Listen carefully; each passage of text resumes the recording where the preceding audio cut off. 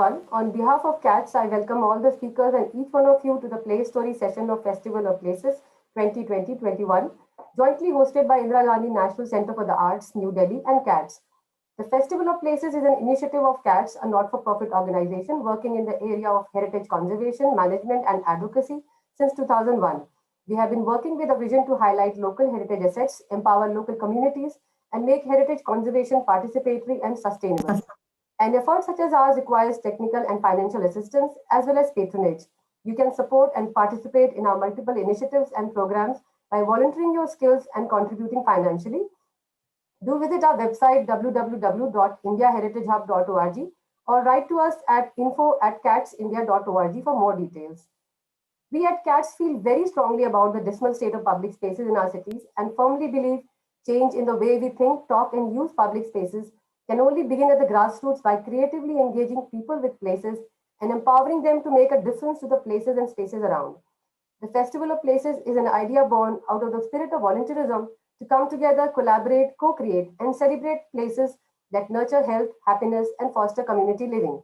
The festival aims to bring people, places, and memories and their interrelationships at the forefront of public discussion.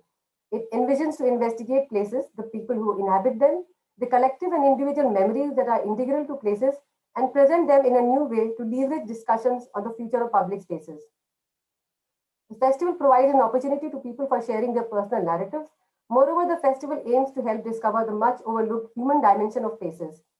The main highlight of the festival this year is Play Stories, a series of online storytelling sessions that help understand the hidden dimensions, multiple interpretations, and varied memories associated with places, highlighting their distinct characteristics as well as unraveling the bond that people have with them, a connection that lives through their experiences.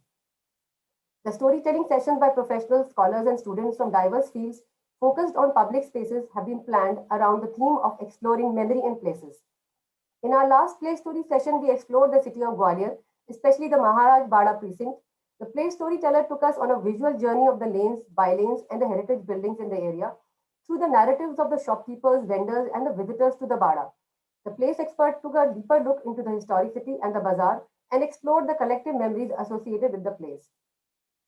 Today, we will be exploring yet another traditional bazaar area, this time in Jaipur, the heart of the erstwhile Dhundhar region in Rajasthan. Safely tucked away with high fortification walls, the city was thoughtfully planned with chokris, choppers, and chalks. Famous merchants were invited to settle in Jaipur. The celebrated bazaars of Jaipur specialize in jewelry, textiles, and crafts, and much more. The lanes, bylanes, and other public spaces still reverberate with old ways of life alongside modern day living. The title of today's play story is Jaipur Walled City Market. Our play storyteller for the session, Ms. Paki Srivastava, will be taking us into the historic core of Jaipur to witness the daily life of the residents of the city unfold within the historic bazaars in all its glory. The place expert for the session, Dr. Vibhuti Sachdev, will take a deeper look into the historic city and the bazaar and explore the memories associated with the place as well as the connection that people from all walks of life have with the place. Place resident Mr. Arvind will share his personal experiences and memories of the city and its public spaces. Our praise storyteller Paki Srivastava grew up in Jaipur and graduated from Cambridge Court High School. She is currently a second-year student enrolled in Sushant School of Art and Architecture's Bachelor of Architecture program. She is an ambitious, passionate, and hardworking individual, having interests across a variety of fields like architectural design, history, art, and literature. She is eloquent and a quick thinker. Our place expert, Dr. Vibhuti Sachdev, is Dean at Sushant School of Art and Architecture and Director, Architecture, Planning and Design Schools, Sushant University. She qualified as architect in 1989 from SPA Delhi, completed her PhD in 1996 from University of London, and has worked as a conservation consultant, writer, and designer. She has taught at the University of Sussex and written 4 books and several articles on the subjects of Jaipur, traditional knowledge systems, Indian cities, and Indian modernities. She has worked and written extensively on the city of Jaipur, focusing on its planning, architecture, and craft traditions. Since publishing these books, Dr. Sachdev has been a consultant on the restoration of the Jal Mahal in Jaipur, was the design curator for the artwork of its pavilion, and the co-curator of the exhibition Painted Pleasures. Her latest book is on the festivals at the Jaipur Court. At Sushant University, she has introduced new programs, various reforms, and innovations in teaching and learning systems in the fields of architecture, planning, and design at the undergraduate, postgraduate, and doctoral levels. Several outreach programs that forge new relationships with urban authorities and community are bearing fruit, and continue to strengthen the brand of the schools and the university. She is currently working on devising an integrated approach to learning and developing a research ecosystem for the creative fields of architecture, planning, and design. Our place resident Arvind is a Jaipur based blogger and is into a family business. As a heritage lover, he loves exploring his city, especially the built heritage. He shares his explorations through his blog, Jaipur Through My Lens, and through specially curated walks and cycling trips. I will now invite Paki to please present her play story. Good evening, everyone. This is Pakhi Srivastav, and today I will give you a tour to Jaipur Wall City Markets and how I have seen the place since my childhood till now, and how it has changed over the period of time, and how it is not only story given by me but by the people. They are changing and evolving over the period of time with the place. I'll share the screen right now.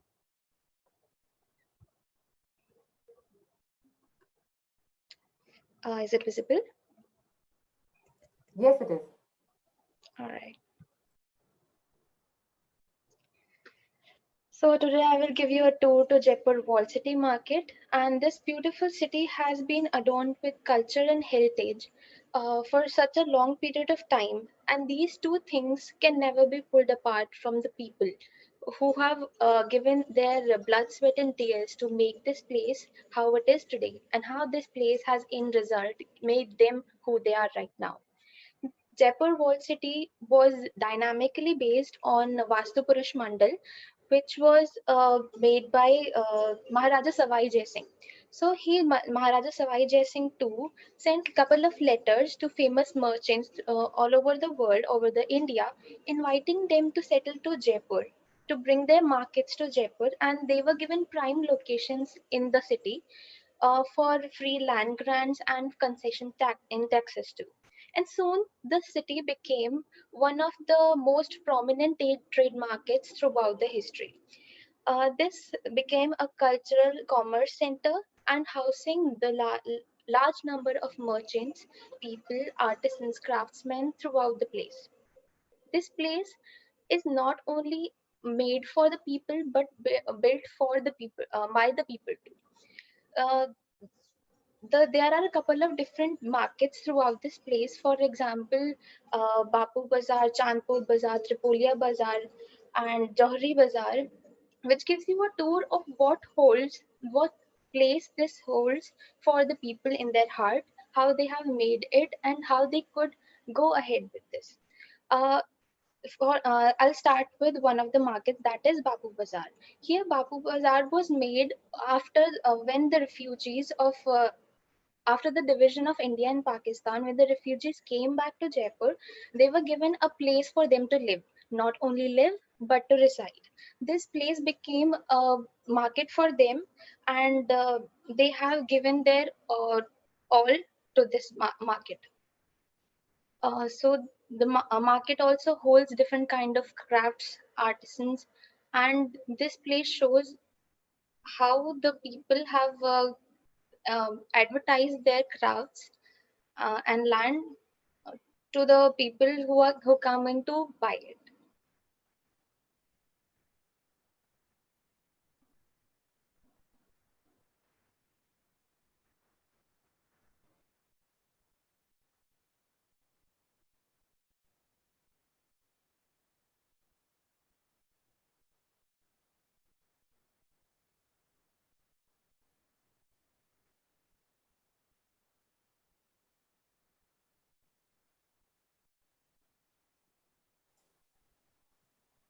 Paki, do you have some background sound to this? Probably you have not shared that, or these are just visuals.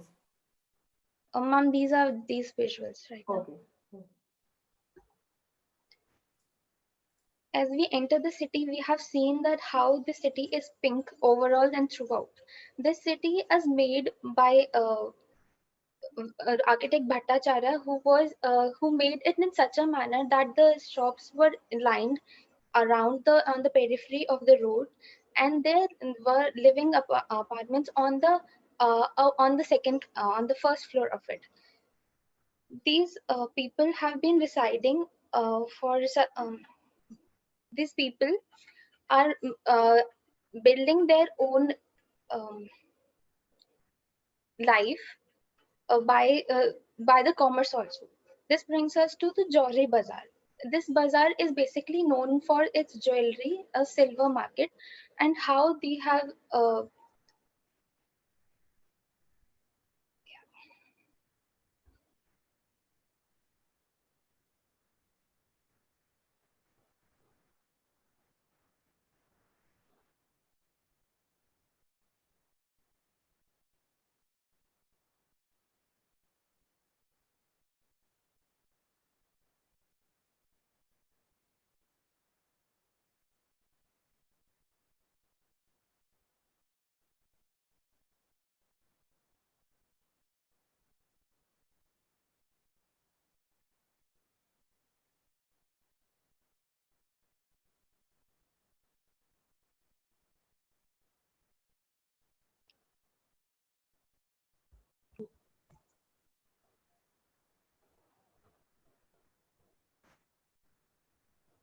throughout the whole place. This market has given such a tangible aspect to the place.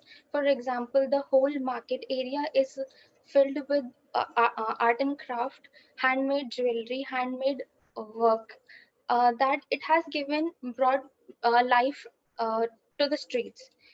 This market does not only hold tangible aspects but also intangible aspects of this place, as this uh, to the general assumption that is that the place, if the place is beautiful from the outside, it is as beautiful from the inside too. The people have given their all to make its tangible aspects to be shown into the people, to be shown into the people. uh, as the place goes by, I will tell you how this place is related to me over the period of time. So this uh, place is the heart of Jaipur city. It revolves, it does not only give commerce to the people who are self-sufficient within the walls of the Jaipur city, but also it gives commerce to the extending Jaipur city too. For example, it has a wholesale market of the Indian of the Jaipur textile market that is present in Jaipur, and it has all the wholesale markets that provide the material, the either the handcraft or imported or exported material to the rest of the Jaipur. So it acts like the heart of the city, the core of it. It brings it such a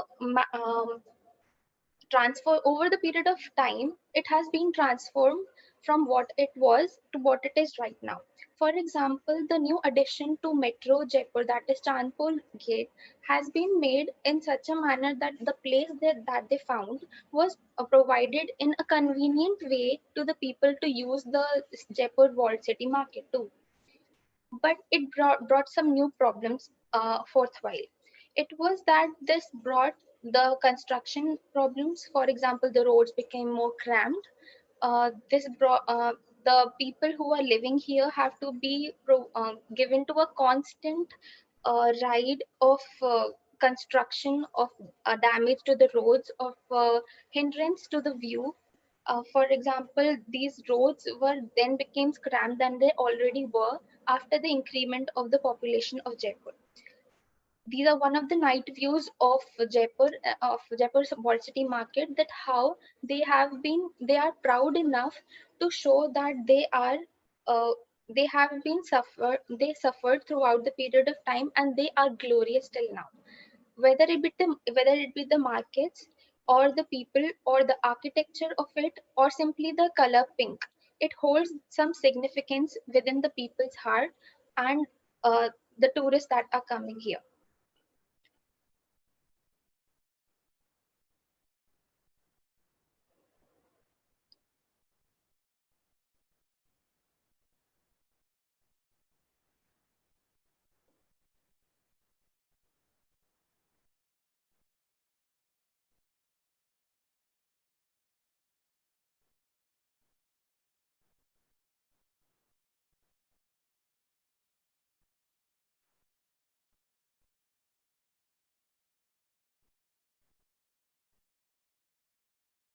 This place is not only incorporated as a market for the people who are coming here or who are residing here.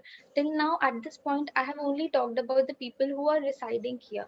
But for the residents, it does not only mean the communication, the transportation, or the way means of living. It also holds a deep meaning to the people on the basis of their religion and culture.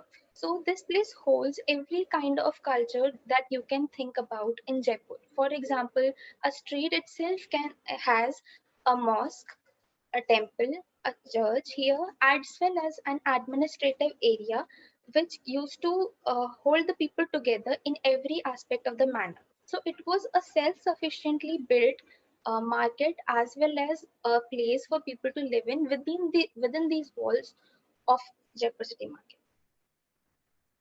That brings us to the Chandpol Bazaar. It is famous for the blue pottery that were brought in Turkish, and this became famous throughout. As the period, as we have seen a new era of COVID-19 in the previous year, the streets have been vacated here due to the lockdown.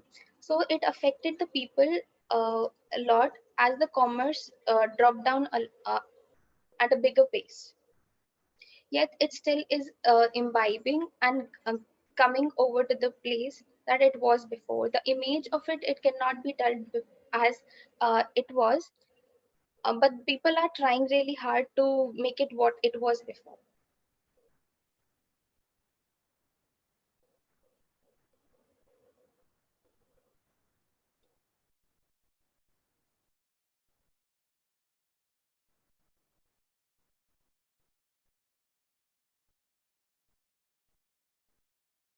These are the famous lakh bangles, lakh jewelry that is famous for here. Now my favorite part. Okay, so it was now they have talked about that how people are connected here, and what connects them to the place is the festival. So you cannot cut out the festival or the way they celebrate themselves or the place throughout the area from the people. So one thing very amusing or inviting about this place is that no matter what your social culture, your social background, your economical background is, people come to the ground on the day of Sankranti and celebrate and look up to the sky as if they were proud of themselves and their images too. So the festivals of Jaipur have been made in such a manner that they are uh, spread out throughout for the people. It's like they're sewing themselves together into a fabric, handmade fabric, and and exporting it to the world, showing the beauty of Jaipur market.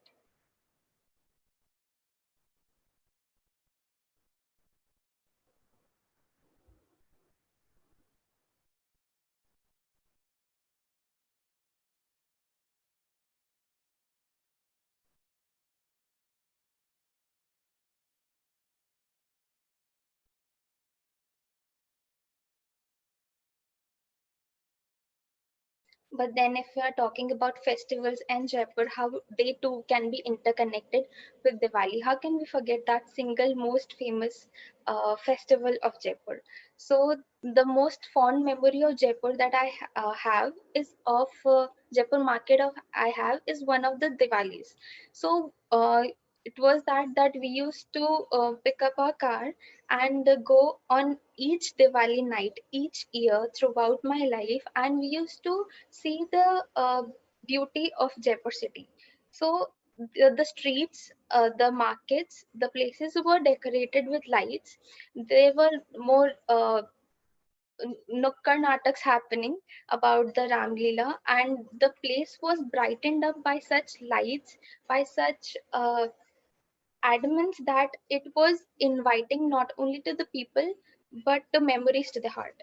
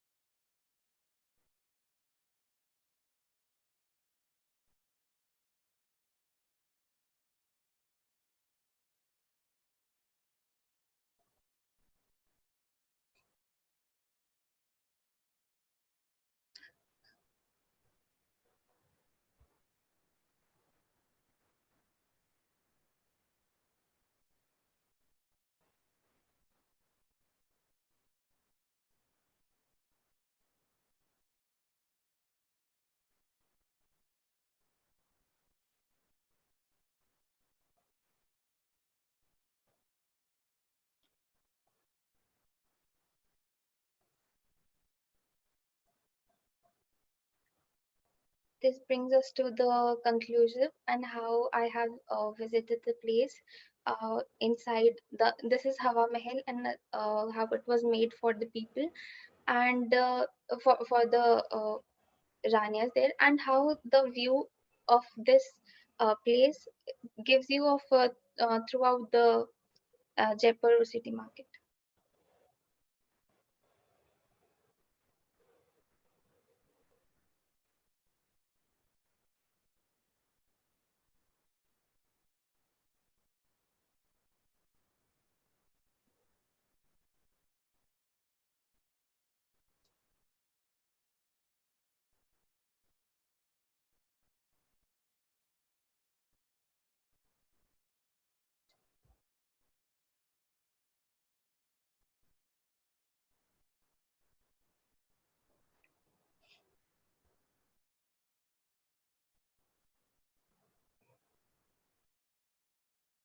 Thank you, ma'am.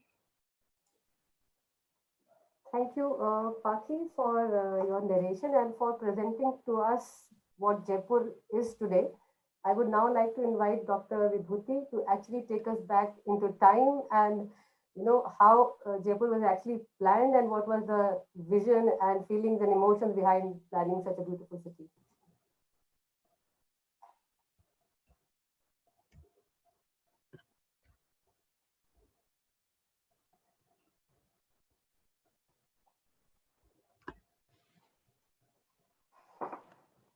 Thank you, Urvashi. So what I'm going to do is not, tell you about the entire planning of the city, but since Paki has opened the topic of the bazaars, let me explore with you the thread of Jaipur as a brand.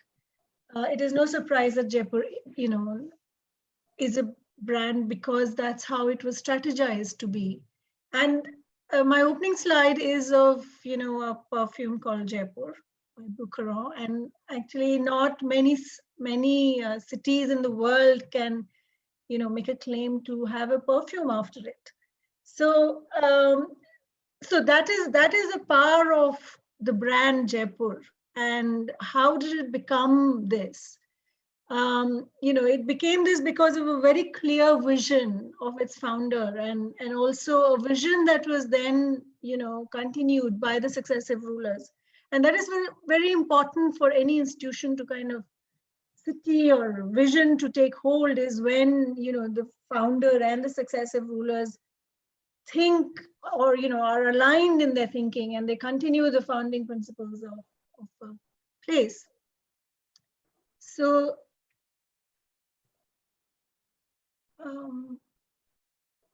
do I change the slide?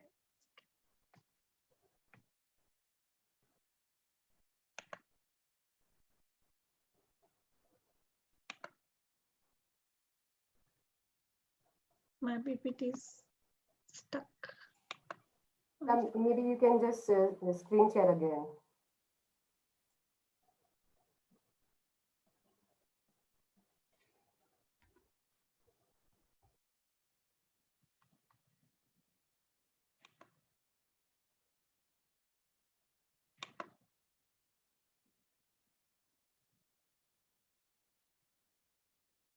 Let me just do it like this because I don't know why the other one is stuck. So, it was because of the vision of this man, Sawai Jai Singh II, who was the founder of the city of Jaipur. He founded it in 1729. So it's an 18th century city, very much kind of, embedded in the pre-modern, pre-colonial world. He was,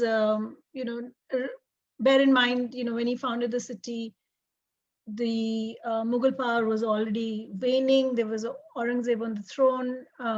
His ancestral home, which was Amer Fort, was a very defensive, fortified home, and he sort of took the decision of founding a new city as also kind of announcement of arrival of a new power, and the political authority that he could take claim for. But his vision was very clear that this was going to be a commercial city.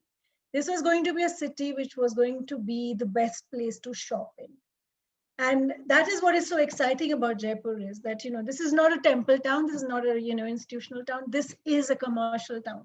This is a, and of course there was a immediate precedence of a sort of a commercial town in Shahjahanabad. But, the way this was envisioned and strategized was something we can, learn from in the modern times, but it was a very clear strategy. So what, as Paki had said, what he did was he invited the best of craftsmen. He sent invitations to the best of craftsmen in the country, starting with the nearing region, gave them tax incentives, gave them land to settle in, and also kind of made all these sectors which had, clusters of crafts. And clustering crafts also meant that, the craftsmen could share their resources. And when you cluster crafts, both production and sale, which, ensures that you're going to share your infrastructure, you share your resources, but also you're going to share the footfall that comes into the market. So, you already got a converted consumer, as it were. So you don't have to kind of, if I want to buy spices, I will not go to the marble carvers lane. I will obviously go to the, jalane walo ka rasta, not the khajane walo ka rasta. So, so it's very, it was a very clever kind of way of, resource sharing system, also as also something that promoted competition among the sellers, so that, if you're clustering a certain craft skill, then you kind of, the only way you're going to draw attention to the consumer is by being better than the next door shop. So, this promotes competition in a very healthy way. A glimpse of, what craftsmanship was about. You can see from the many paintings that are preserved in the City Palace archives. And also this is an 18th century painting, a folio from Skand Puran, Dashmaskand, sorry. And this is an occasion when Sudama comes to visit Krishna in his palace. So Krishna and Rukmani welcome Sudama and wash his feet. The reason why I'm showing you this is that, if you see the material culture that is depicted in this painting, there are tents, there are animals which are wearing jewelry, the fine clothes, the carpets, the chicks, every bit of the painting has a layer of material culture that is manufactured. It's not something that, has come from a different culture. These are things that were made, designed. And look at the boat on the bottom left. It's a beautifully tiered boat, which we copied in the Jal Mahal project, and we made these little boats from taking cues from the paintings like these. So a very, very rich kind of material culture that was supported and encouraged by the patronage of the king was one of the chief factors why it was not only a commercial city, a center for excellence in arts and crafts. That's what it was kind of envisioned to become. And the bazaars that we see now would have been the bazaars that Paki also showed us. Similarly kind of buzzing with activity, with excellence, with the latest trend, the latest fashion, the latest technique. And of course, bear in mind, it's during the festivals that when one has this kind of a heightened state of living, when everything gets amplified, is when you see the excellence of your material culture. You wear the best clothes, you eat the best food, you sing the best music. And that's why studying festivals is so important, because you see the excellence of art and crafts. And you can see how even today, when we have when we celebrate festivals, we wear our best clothes and we eat good food. So that is also the hallmark of, excellence in culture. So And the next ruler, of course, Pratap Singh, again, a very, very erudite scholar. He wrote text and music, Sangeet Shastra. He was a musician. So, there is a sitar and a tanpura, a khavaj during his time that is in the city palace. And it's beautifully kind of carved and inlaid with ivory. And it's a beautiful object as well, which means, also a reflection of great craftsmanship. And if you look at his clothes as well, the very, very rich craftsmanship. He is shown here in Govind Dev temple, praying to Govind Dev. So he was also, so a connoisseur. So he was also, he established the Pratapeshwar temple, and the icon of Pratapeshwar becomes popular during his reign. And this is, again, something that's very typical of Jaipur, painted marble. It's how you kind of apply a very thin layer of gilding on marble. This is a very interesting rare technique of what today people call as micro topping, where you have a thin layer of another material on a base material. And gilded marble is something that's also you see in Jaipur. And this is a a little statue of Pratapeshwar from the museum. The next significant ruler, of course, is Ram Singh. And Ram Singh, again, carrying the forward vision of modernization, vision of doing of promoting excellence in arts and crafts. He was what is he was called popularly as the photographer prince, and he brought in the camera in the court.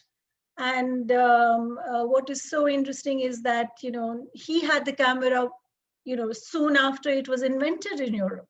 So this, we are talking about pre-internet days. So there was hardly any lag in technology transfer. So you've got camera in Europe. You've got a camera. He sets up a lab, kind of a studio, photography studio in the palace. And of course, his spectacles. He's very modern. The way he's sitting, crossed his legs, crossing his legs, and then he's a sitar player as well. So again, an artistic temperament, somebody who's photographing lots, and is a pioneer in many ways of representing the city palace. Also, Paki's also talked about Jaipur blue pottery that was introduced in Jaipur, and there are some very, very fine examples in the Albert Hall, in the City Palace, in the City Museum. And this is a huge vase in the museum, and you can see in so many gullies of Jaipur, you can see Jaipur blue pottery there. And the next, the significant king, again, Savai Madhav Singh II, who was the adopted son of Ram Singh, but he had very little education. He was a son of a wrestler, so he was kind of almost embarrassed about his, not being as literate as his father, and did not have, could not, did not write many books and stuff. But he's a very interesting man, because the way he then held the thread of innovation, of promoting the Jaipur brand, really comes to a very, to a new high in his reign, because he promotes, he devises strategies. Bear in mind, he was also ruling in a very difficult period when, when there is a kind of a Brahmin's voice, which is very strong, and then he had to also deal with the British. So he had to kind of weigh the pulls of tradition and modernity very, very carefully. And he's the king who goes abroad as well, when it was a taboo for the Orthodox kings to cross the seas, and so he takes with him Gopalji from Govindev temple in the ship and says that he was merely following Gopalji and going abroad as a kind of a dutiful devotee. And it was indeed the pull of the god that took him to England. So likewise, numerous strategies he adopts to kind of get the benefit of both tradition and modernity. And really, I mean, this Gangajali signifies, in a way, represents, is testimonial to all the strategies he used. So this is, these are huge silver urns that you will see in the city palace. Most of us have seen. These are very iconic, large Gangajalis, which he took with him in the ship with Ganga water in it. So as a way of saying to his people back home, and mostly to the critical voices, that he was not polluting himself by drinking ocean water, and he was drinking only Ganga Jal. So his purity was retained even when he was traveling and touching the shores of a foreign land. So this again, this is not only a testimony to his strategy, but look at the craftsmanship involved in producing these very large versions of Gangajalis, which are supposed to be little pots for individual use. This could hold water for months on a voyage, and again, as a kind of a crafts technique, this was quite challenging to make. And so there are a couple of them surviving in the palace, and they are exhibited. Of course, the jewelry, the Johri Bazaar, we already know is the the best place to shop in for jewelry. And during Madhu Singh's time, Madhu Singh also commissioned a few albums, the Jaipur Portfolio of Architecture, which Sam Swinton Jacob helped compile with several draftsmen, and also Henley album as well. So this is also Jaipur enamels. And you can see the front and the back and the enameled jewelry, and this is a collection of old designs. So when he goes to England, he's attending the coronation of King Edward, and he's invited amongst all other Rajput kings, the major, the big gun salute ones. And what he presents to the king is a sword, something like this, which is in England in the royal collection, which is a sword embedded with emeralds and diamonds, and it is very interesting as a strategy to present a sword, because to the emperor, because then if you presented a sword, you can't just put it aside and say, oh, thank you very much. You have to wear it, and that's the courtesy. So imagine at the coronation, the Emperor of England wearing a sword made in Jaipur. This is how the brand of Jaipur goes into the heart of the empire, and builds and creates its identity for itself. And it is through these strategies that and patronage that arts and crafts is pushed gradually, nudged into becoming the centerpiece of attraction and attention. And this is what actually, when you do that, then obviously the bar of excellence goes up, and the skill level goes up, of course, through competition. And my last slide is this little can, brass dabbi, which was probably made in Madhu Singh's time. And we talk about the Made in India campaign now, and similarly, well, similarly and not so similarly, the motor behind the Made in Jaipur state was this excellence and craftsmanship that was propelled by the royal patronage. That's all. Thank you.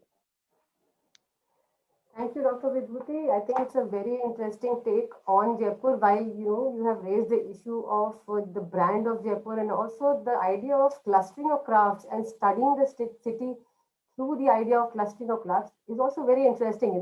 How you talked about, the sharing of the resources and also sharing, having a common footfall is also a very interesting concept. Something like what we're talking about in the malls these days is like a boutique collection of different brands.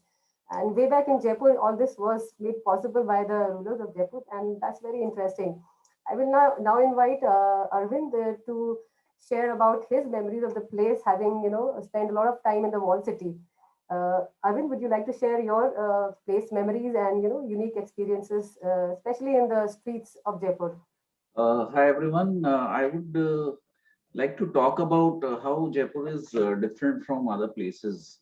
If you look at Jaipur, as Vibhuti has already pointed out, that the city was planned and all these craftsmen and community were given a special space for everyone, and this has kind of played a special way. I mean, it has kind of given a special impact on people because it allowed people to interact in a different way. So if you go in gullies, there are chowks and mohallas which allow for people to interact. And religion has also played a big role. So when you look at Jaipur, all these celebrations related to religion are heightened when you compare it with any other city. And if even small religious ceremonies, they take a big role. So there's a special thing about Jaipur. When in monsoon, people go out for goat. I'm not sure how many of people would know about it, but goat is having picnic. And one of the special craftsmen, like jewelers and these craftsmen who work on making stone, they go on a holiday. So during the monsoon, for 10-15 days they won't work because they're in a mood for a picnic, and they would go to these places called Kholik and Huanji, which is in a valley, and they would have all these dal bati and all these things. So Jaipur has always been a place where people like to enjoy and celebrate.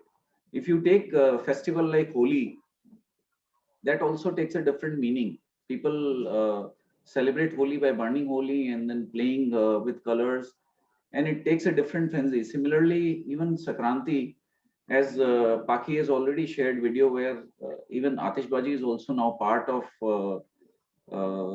Sakranti, because once the sun is down, people like to celebrate and they use Atishbaji for celebrating. So in a way, Jaipur has always had this culture of celebrating in a different way, which you won't see in Bombay or Delhi or any other city. So I feel, I mean, this is kind of unique. And again, I don't know how many of you would be knowing, but this during this lockdown, this has created kind of different impact because the walled city was locked for a very long time under curfew, and this has created a different impact, and a lot of people are now moving out of walled city because there's lack of space. People cannot park cars, and I see a lot of families where this struggle is going on between the new generation and the old generation. So old generation which grew up in the old city, they don't want to move out, and the new generation is finding it difficult to adapt to the inconveniences of the walled city because of all this pollution, commercialization, and also because a lot of these schools are far away, and commuting from the walled city to these places which are 25 kilometers is a pain. So I think things are changing, and also because in the old Havelis you cannot make changes, you cannot have a lot of structural changes in old buildings. So people are having a difficult time in that, and then there's increased traffic in these lanes. You cannot even walk. So I think all these things that we have seen won't be seen by the next generation. And I'm sure, I mean, all this commercialization is going to change the entire fabric of the society, because the original inhabitants are moving out, and a lot of migrants have also come in, because now Jaipur is a big center for jewelry, and we see huge number of Bengali workers in the walled city, and they live in a small place. So the shift is going on, and I think shift always happens. But the memory that we have of Jaipur might not be, it might not just carry forward in the same way.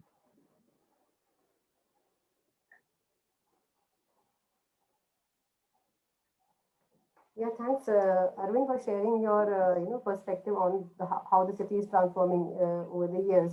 Uh, I would just ask you one personal question: what has been your connection with the Wall City? Have you been living there, or you've been going to work there, or what has been your connection to the city? Is that for me, Urvashi? I can't hear you Yes, properly. yeah. I So I have not lived in the walled city, but I've been, my granddad's office was in walled city because he was into gemstone business. And I would often go along with him to the office. And what really amazes me is the close-knit society of the walled city, and all these gemstone offices, they were in residential complexes. A lot of these Havelis were converted to accommodate offices because initially when the city was planned, these offices were not there. The gemstone industry took off in the early 20th century, and all the jewelers that you see, they have their offices right in the residences. Of course, now that has changed. A lot of these old Havelis are being converted completely into jewelry market, but that's not how it was earlier. So I think I have seen it in a very different way, where there was a very close knit society. People would live there, and they also had the offices right over there, and this allowed a very relaxed kind of atmosphere. So, were there also, if we say that, the streets had these outlets for crafts and other things, and also the workshops of the craftspeople. So, how was their connection? Do you have some idea about how these craftspeople were, connecting with their outlets or workshops and their residences? Were they clustered around in some particular precinct, or how was it? Yes, they were given certain spaces where they would live, like all these chudi making Bengal, lak Bengal making people, they were in Maniaro ka Rasta, and today they have kind of moved out. So what is now left is few shops that sell lak Bengal, but they don't carry out the entire processes now because they also work with fire, and there's lack of space, empty space where they can carry out. So a lot of these craftsmen have moved to places like Jotwada or outskirts of city, and all these shops that you see are more of catering to tourists. Similarly, if you talk about these marble people that they are there in Khajane Walo Ka Rasta, they still work there. But when you talk to them, they talk about big industrial hub where they do some work for these marble pieces, and then they bring them here in this Khajane Walo Rasta where they make them. So I think a lot of things are changing even when it comes to craftsmen. Similarly, for jewelry, a lot of units have started shifting to industrial parks like Sitapura, and only a part of the work is being carried out in the walled city. Is that what you were trying to Yes, ask? yeah. Thanks. I think we have a question from the audience. Palash, would you like to unmute and ask? Yeah, I think a fabulous presentation and discussion by all the three. I think starting with you, Paki, I'm so glad that you presented glimpses of Jaipur and your own personal connection, and how even I have grown up in Jaipur, and I feel so strongly that uh, Jaipur has left, as was being mentioned by Vibhuti, a certain kind of uh, imprint on people who have grown up in Jaipur.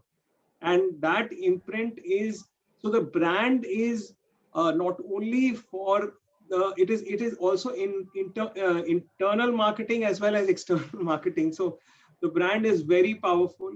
The memories actually, as narrated by both Paki and Vibhuti, of how these royal tales are so important. The memories from the royal houses are also important, and the how an individual actually relates to these spaces, and the place becomes a brand. So I think I am really excited, and how I think Arvind has so clearly brought out how the whole thing is slipping away in a way. However, I think the brand is very powerful. So the key question that I would like to really first ask Vibhuti is that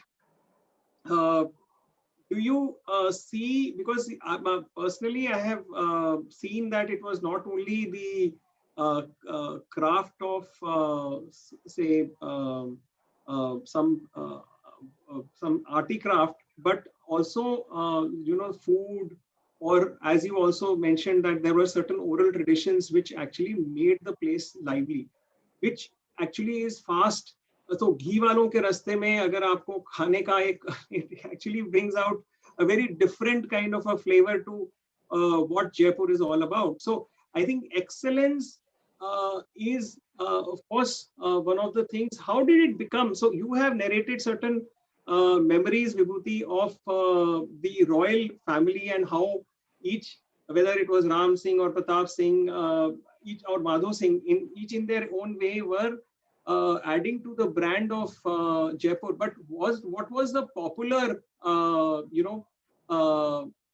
memory, or how was the popular memory getting connected so that the excellence of the brand was actually being renewed and rejuvenated every time, which is, even for people in Delhi, Jaipur is such a strong brand that even if they go 4 weekends in a year, that also is sometimes very little for them to experience Jaipur as a whole.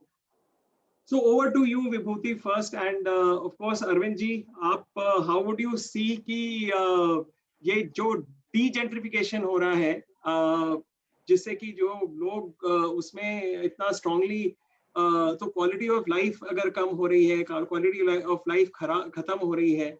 So is there a way that people are can still be actually say required or made comfortable in the old city of Jaipur? कुछ आप उस तरह से उसके विचार, so दोनों को ये सवाल है, और बाकी बहुत अच्छा आपने प्रेजेंट किया. Thank you.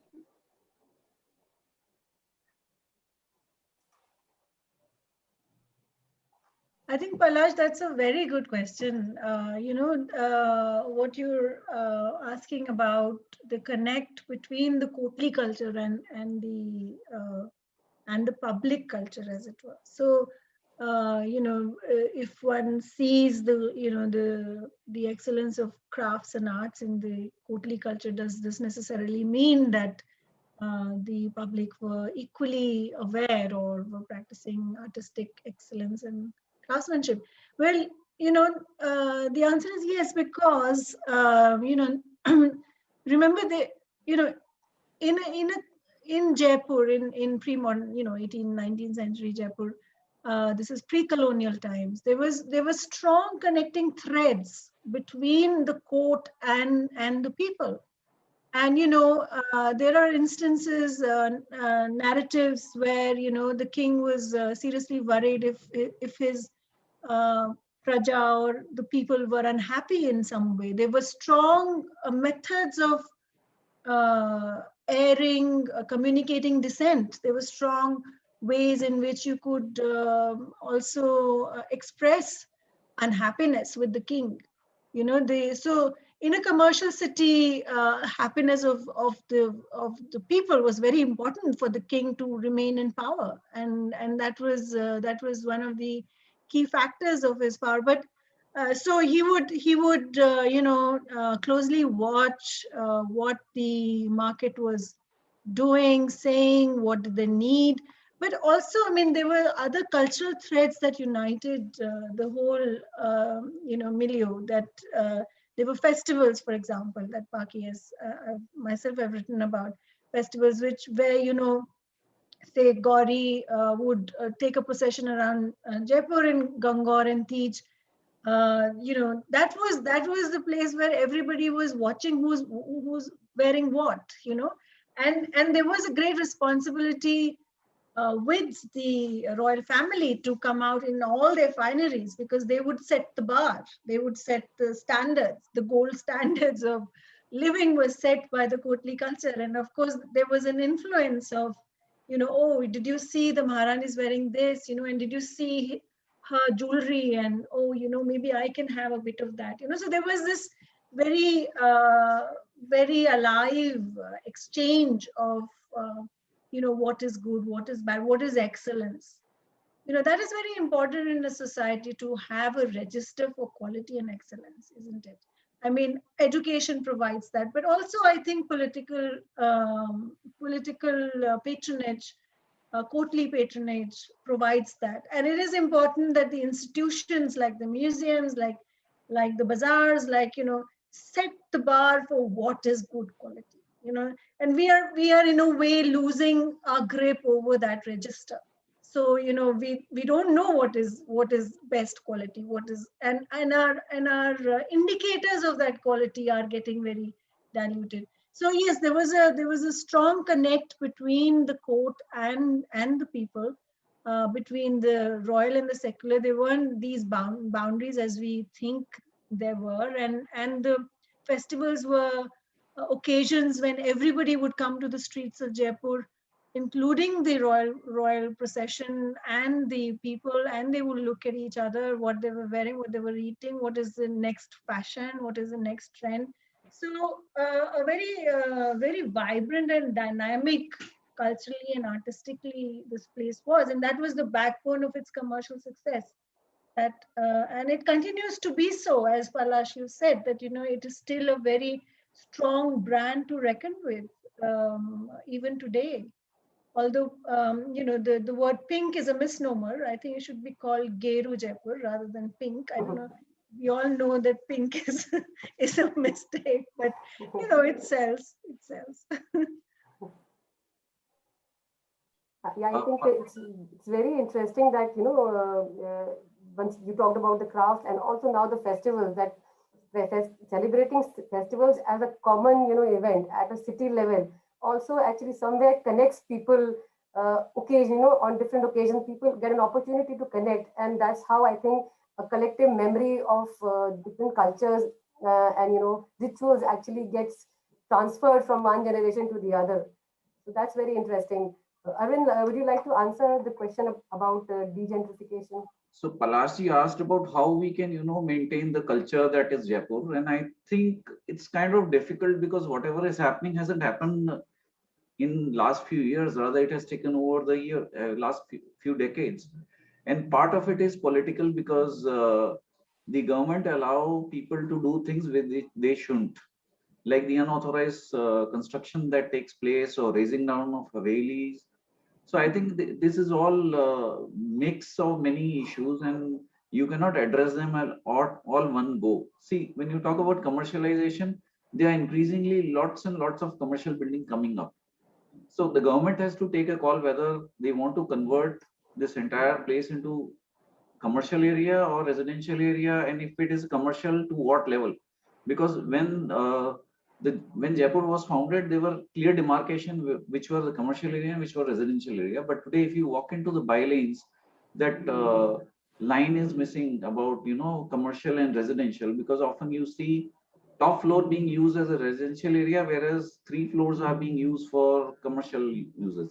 And because of commercial use, you see increased traffic. And at the same time, Walled City being a tourist hub, there's also increased activity in terms of tourists walking in. So if you walk into Badi Chopper in tourist season, it's a mess. And often on New Year's or popular weekends, it takes at least 2 hours to reach Amer from Johri Bazaar. So this is a big mess that we are all in, and I think there's a political will that needs to take place, and they need to have a broader plan, how they want to plan. So I'm not sure, I mean, how it will play out, because there are a lot of different factors. But I hope the culture that we call Jaipur still, carries on in its original form. Is that what you wanted to talk about, Palash? Yes, I think I would actually add to your anxiety, of course, but I think I have seen, as Vibhuti was actually just connecting both of you here, that sometimes the popular, as was being mentioned, the rulers have a stake in the popular, and more so in these times rather than in earlier times. So I think if we are very strongly and undividedly actually approaching this, because this becomes something which is, of course, beyond the daily humdrum living, we'll have to actually call upon our possibly higher level of say actualization to basically come up with that, okay, we have inherited something from the past generations, and I think it is we are duty bound in a way to connect with that higher level of purpose to come and unite, because I think that's the spirit which I would draw from what Vibhuti just now said, that see, the rulers were also not really disconnected with the purpose of Jaipur. So I think is a very powerful and evocative thing which we should possibly tap into, so that we are able to preserve the brand, the identity of Jaipur. So thank you, thank you there. Vibhuti, you want to come in there? Yes, I think you're very right, because the connection has to be there. What the whole city works as a single fabric. For example, during Tej or Gangor, nobody says, "Oh, I don't feel like wearing red today." Everybody wears red because it's Gangor. Everybody, so there is a kind of a collective conscience, and whenever any idea that meets a collective conscience, the progress of the institution or the city is manifold, because everything comes together in a collective form. And I think another thing I wanted to say in relevance in connection with present times is, what Jaipur also signifies is the power of the handmade. All these skills that we see in the paintings, in the artistic skills in the bazaar, this is all handmade handicraft, and this is not something that is mass produced, but it is still possible to do so. It is still possible to revive the excellence, set some standards, set a bar of what high art is, and also I think start employing these techniques in modern day living. I think there is a need to upgrade these skills. There is a need to kind of, not all the craftsmen have to make those elephants all the time. They can be other new objects, new things, new material culture that can continue the thread of excellence. Should be allowed to kind of develop and upgrade itself. And that opportunity really hasn't been given so freely to the craftsmen, because there was this marginalization of institutions, and then the local craftsmen really kind of weren't able to continue their artistic profession. So, but all is not lost. I'm a great optimist. I think you've got thousands and thousands of skills still alive in Jaipur, from kite making to mani haron karas, bangles and jutis, and there's so much around that that very very few countries in the world can today take pride of, that we have so many skills, hand skills around, and blessed is our land that we have so many people on it. That's a sign of abundance. Our population is our asset, our skills is an asset. We have it, we have an opportunity to kind of do something about it. I think so much is still around, which isn't that great. Sorry, Urvashi, I am just so excited about this. I'll just take one last one.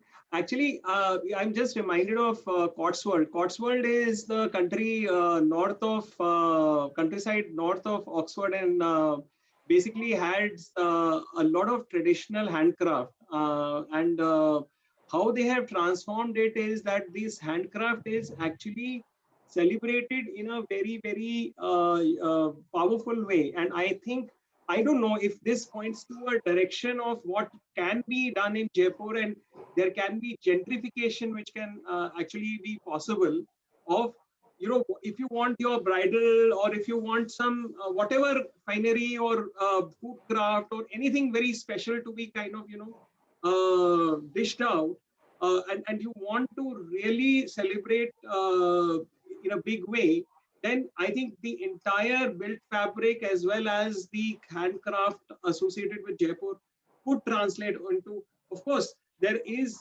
definitely Katla. Hum Katle ka kya karenge? That is going to be remaining because it will be the wholesale market in that sense. There will be other spaces which we'll have to really kind of still accommodate. But I think एक बार plan करके एक कोशिश तो करते हैं थोड़ा सा एक अलग सोच I करके. think Palash, I mean, that is what it is. We need new patrons. We need new enlightened patrons who, and I think sustainability will come to our rescue as well, because all these techniques are sustainable and they're handmade, and and the charm of the machine produced, the mass produced has worn off. It's no longer attractive to most people because we've seen the damage it has caused to the environment, and we're paying such a heavy price by going all mass produced, mass this thing, imported, all that, but we've done it now and we're paying the price. We've damaged the environment. This is the only thing we can do to move forward, and we are blessed that we have so much around, and if we have kind of a collective energy of patronage, patrons who have good hearts and souls, and then there are many in this country, and we just need to kind of as you say, make that as a status symbol, that you everything that you in a wedding, you spending crores, everything is hand carved, hand produced, hand, it has a connect with a human being. Everything that you're eating has a connect with a human being, goes through people's hands, which is also a blessing that you get.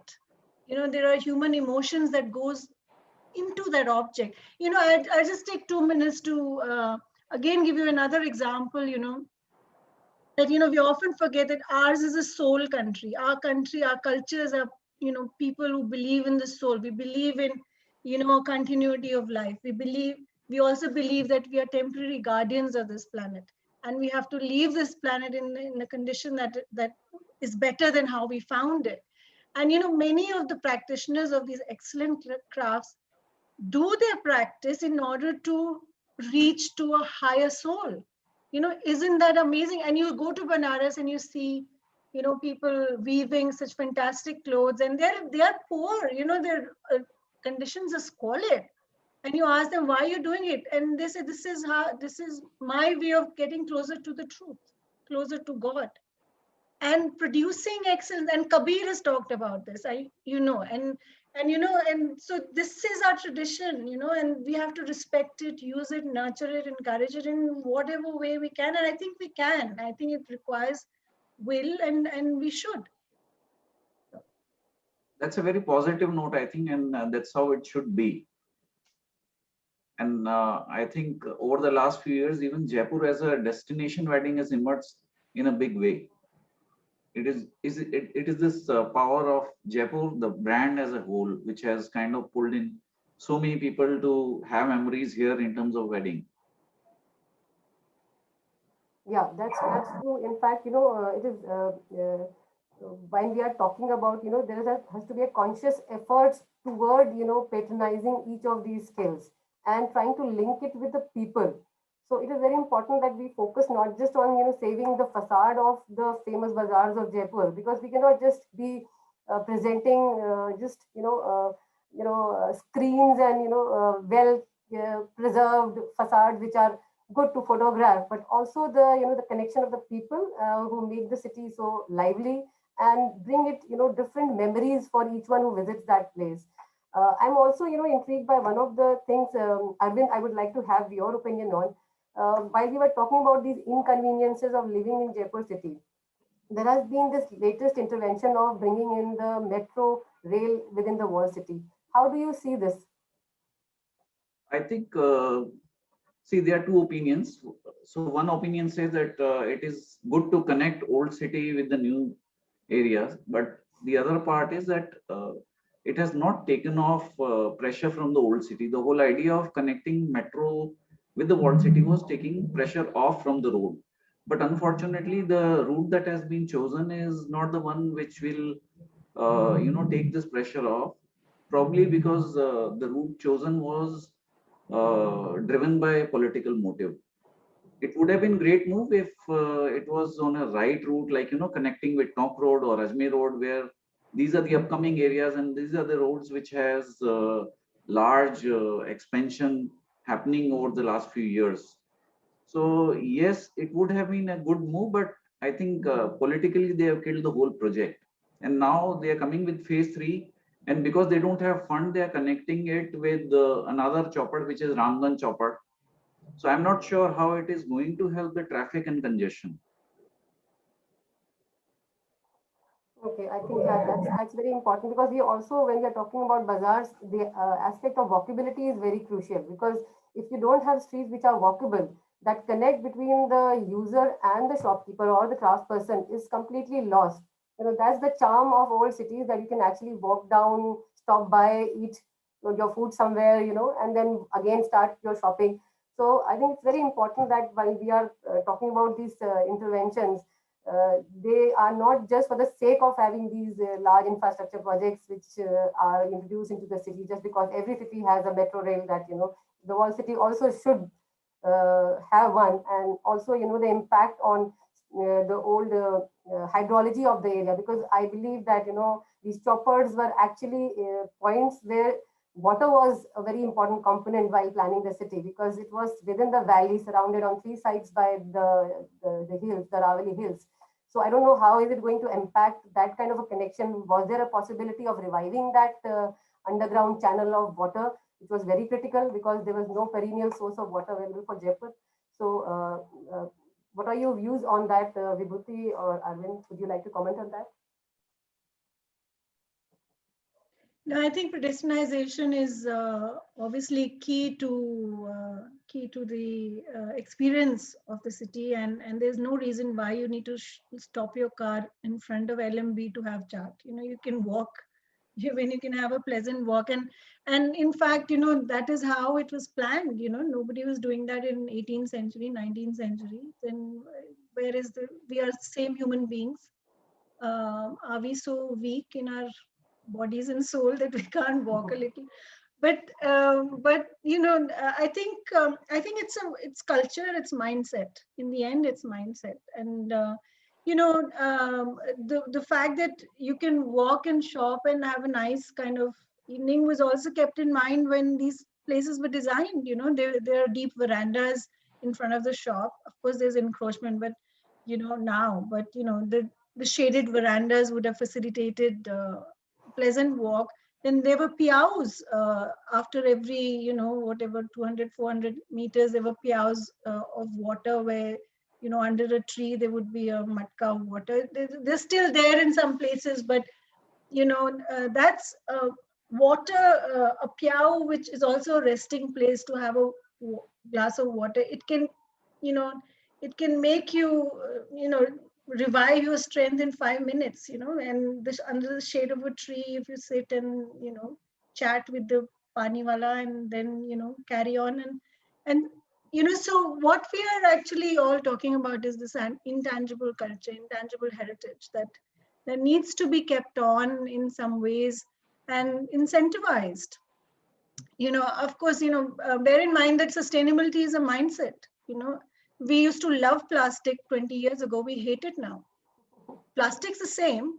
Our mindsets change. So it is possible to change the mindset towards walking towards, respecting or liking handmade things.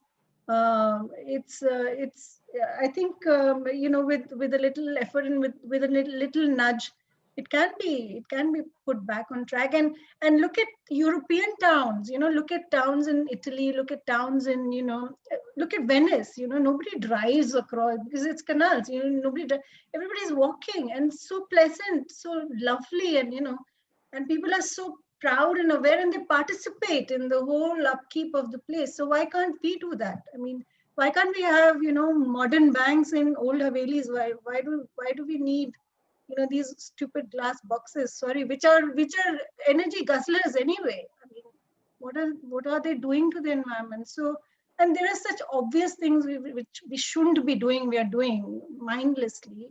That needs to really stop. I don't know how, but it does need to stop because it's not helping anyone.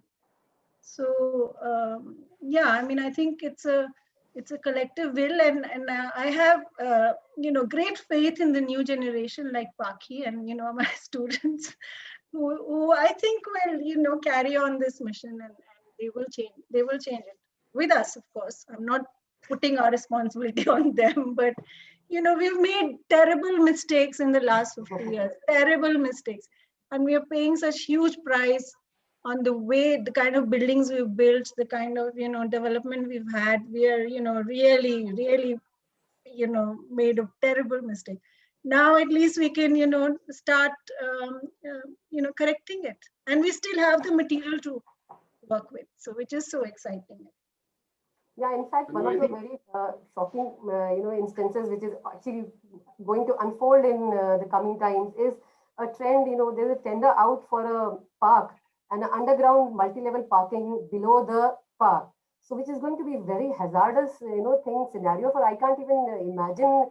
We are talking about a semi-desert kind of a location. We're talking about the value of each drop of water and how the entire city was planned. If you see the planning of Amir and how Mansagar was planned and all the, seasonal rain, channels of water. I think, Urvashi, part of the problem is that, we architects and designers have been sitting on our ivory towers and saying, oh, these people have such bad taste. Well, we have to reach out to people and tell them, this is what we can do. This is how it can become better. People, ordinary people, citizens of this country, they have a very poor idea of architecture or design, so in our education, in our schools, awareness needs to be made, and you start, from your 8th grade, you start designing, becoming, sorry, my throat is going, becoming conscious of your environment. Yeah. So in fact, when we are talking about, the choppers with the bowlies, getting the importance of water across to people is the fact that we need to celebrate water, and it has to be visibly celebrated, not in terms of campaigns and other stuff, but actually making water part of our daily life. So I thought, these choppers were the opportunity to revitalize these choppers and revive the old water connections would have been a great opportunity to celebrate water in our cities. And because in European cities, when we go, we find all these, streets and, squares and piazzas, which have water as a very important element there. So Arvind, coming back to the same thing again, just we shortly conclude, and I just want to know, what do you think, having been there in Jaipur, do you think that there is a possibility of, reviving these the water connections of the city with the surrounding areas? Urvashi, I think there's always a possibility to do things in a different way. So I'm sure we can work on something. Maybe we cannot go back to what things were like. I mean, but I'm sure, we can come out with something new, which can accommodate the new developments.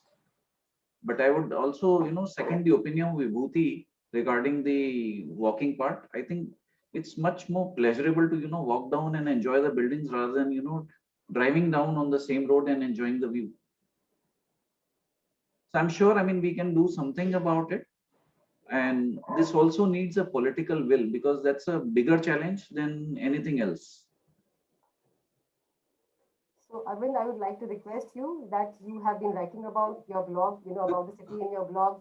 So I think your blog and your followers can be, one audience which can actually, where you can actually air your ideas and, at least have a small kind of a group which can rally around these very pertinent issues. I'm sure that's quite optimistic thought. Yeah. No, Arvind, I think if you can really look at, even for 2 hours or 3 hours, if we are able to, on any weekday or weekend, we are able to pedestrianize, even if it is for a couple of hours, I think that will be a great beginning. And I personally will feel that, I think, let us actually rally forces. Nobody will actually come in the way of our just starting off on a maybe what we would like to say have as a transformative change. Let's demonstrate by making a small beginning. Sure, I think that's a good idea.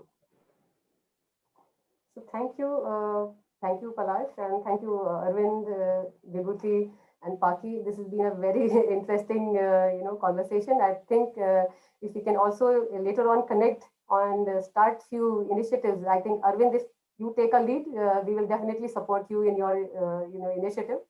Thank Thank you you. so much, everyone, for your, experiences and your discussion. The next play story session titled Vishwanath Gali Varanasi is scheduled for 14th March 2021 from 5 p.m. onwards.